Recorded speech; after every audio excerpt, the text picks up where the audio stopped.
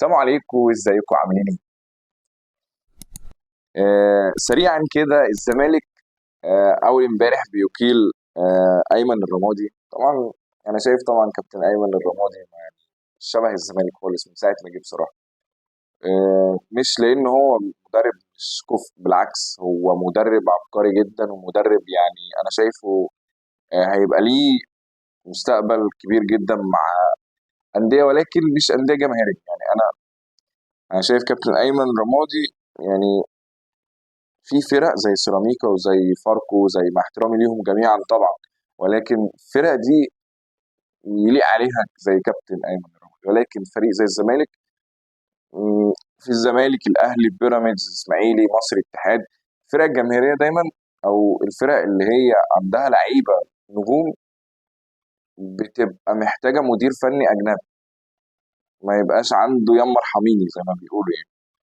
فكان ايمن كابتن ايمن طبعا يعني فاز طبعا مع الزمالك بكاس مصر، طبعا بطوله تحسب له، واتمنى له طبعا التوفيق لانه مدير فني محترم جدا، بيفكرني بكابتن ايهاب جلال الله يرحمه.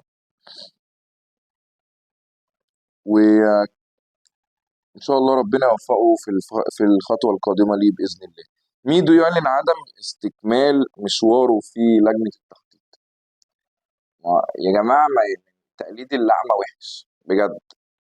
يعني ان احنا نقلد فريق زي النادي الاهلي، منظومه سيستم، مؤسسه كبيره زي الاهلي، لازم نقلدها صح. نبتدي يعني نجيبها من تحت، نشوف العيوب فين والسلبيات وكل حاجه وحشه نعدل فيها جوه الفريق، ما نقلدش وخلاص يعني. يا ريت تلغوا اصلا لجنه التخطيط دي وتبتدوا واحده واحده بالراحه. يعني ما بلاش ايه اللي هو ايه احنا عاملين ايه، كشك كده جميل من بره وشكله حلو، وجايبين واحد ابن ناس واقف فيه شكله وسيم، وجوه في الكشك الدنيا خربانه ومتكركبه. فده طبعا مش حلو، ده مش جميل يعني. فالتقليد وحش. عملت ايه لجنه إيه؟ انا اصلا في لجنه التخطيط عندنا في مشاكل في النادي بتاعنا في الاهلي، في مشاكل وفي حاجات كتير احنا مش راضيين عليها، وصفقات كتير بتروح مننا وصفقات كتير عايزينها. فلجنه التخطيط عندنا احنا بينا وبينها مشاكل. فانتوا عشان تعملوا زينا ده انتوا محتاجين سنين ضوئيه عبال ما توصلوا له يعني. طبعا الراحلين عن الاهلي في الموسم القادم زي ما شفنا، رامي ربيعه رحل طبعا عن الفريق، متشكرين يا رامي يا كابتن رامي. اكرم توفيق مشي، ربنا يوفقه. وكريم نيدفيد، ربنا معاك ان شاء الله في الفتره اللي جايه. وطبعا انت هتكسر الدنيا اكيد، انت متعود بره النادي الاهلي، انت تمام. يحيى عطية الله اصاباته كتير جدا، مع السلامه يا كابتن يحيى، فتره سعيده في السنه اللي انت قعدتها معانا. كريستو ما كانش شبه النادي الاهلي، لعيب كويس جدا ولكن مش شبهنا. حمزة علاء طبعا طالع من عيني والله يعني، بس ربنا وفقه في الخطوه بتاعت الاحتراف بتاعه.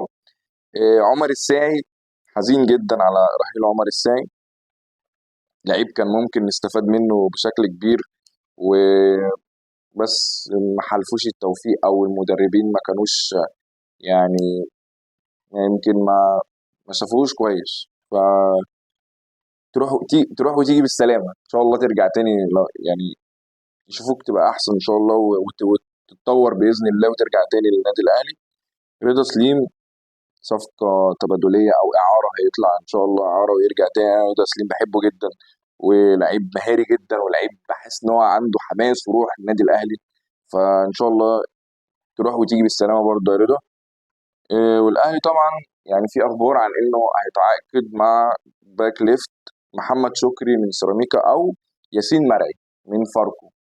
انا شايف طبعا محمد شكري، يعني انا اتفرجت على ياسين مرعي بس مش كتير. محمد شكري اللي كنت مركز معاه وبالذات في بطولة الرابطة. انا شايفه هو ده ممكن يبقى شبه النادي الاهلي، وممكن يعمل حاجة لو جه ان شاء الله. احمد عبد القادر بيعود من الاعارة وبينتظم في التدريبات، وفي اخبار عن المخيف ان هو جاي، ان هو يرجع تاني ان شاء الله. وانا بحبه جدا محمد شريف طبعا، كان هداف الدوري ودخل من ضمن قائمة الهدافين التاريخيين في ماتشات الأهلي والزمالك. فيا رب يرجع. يا ريت يرجع طبعا بعد الانباء واللي اتسربت او الاخبار اللي انا مش عارف. يعني يا ريت الناس لما تقول حاجه او خبر يبقى متاكدين منه، ما يطلعوش يقولوا ان في كلام ان وسام ابو علي ماشي، ونطلع بقى نشوف الكلام الناس كلها بتردد نفس الكلام ان وسام مشي. اه صعب ان وسام يقعد في الاهلي بعد الاداء الرائع اللي قدمه في كاس العالم للانديه. جاي له عروض كتير جدا، جاله عرض من امريكا وعروض من الخليج.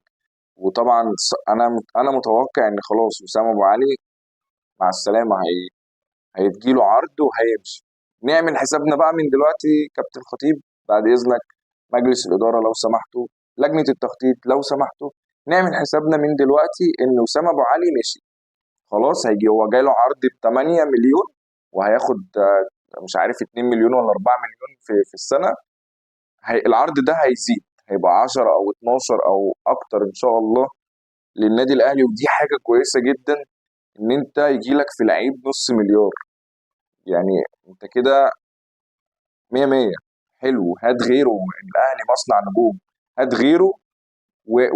واعمل حسابك من دلوقتي انك تجيب احنا في الصيف اهو، فتره انتقالات الصيف. اعمل حسابك تجيب اتنين تلاته، واحد محلي واتنين اجانب. جراديشار مش قد كده برضه، مش زي وسام. هو كويس ولعيب كويس ورجله حلوه في الكوره، بس محتاجين زي وسام. وسام كان بيعمل كل حاجه، تحركات، كرات ثابته، بالهيد، بشماله بيمينه، من بره من جوه، بيجيب في كل حته اهداف. بيتوقع زمايله هيلعبوا فين الكوره، فبيروح لها صح وبيتحرك صح عليه. فالكواليتي ده مش هنلاقيه تاني. لو قدرنا ان احنا نحافظ عليه يا ريت، ما قدرناش من دلوقتي نجهز ان احنا نجيب صفقة بديلة لوسام ابو علي. يا رب دايما اشوفكم على خير، وما تنسوش تشتركوا في القناة وتفعلوا زر الجرس عشان يوصلكوا كل الفيديوهات اول باول. ودعمونا يعني، شير لايك على قد ما تقدروا. اي حد عايز حاجة يكتبها في الكومنتات. واشوفكم دايما على خير، والسلام عليكم.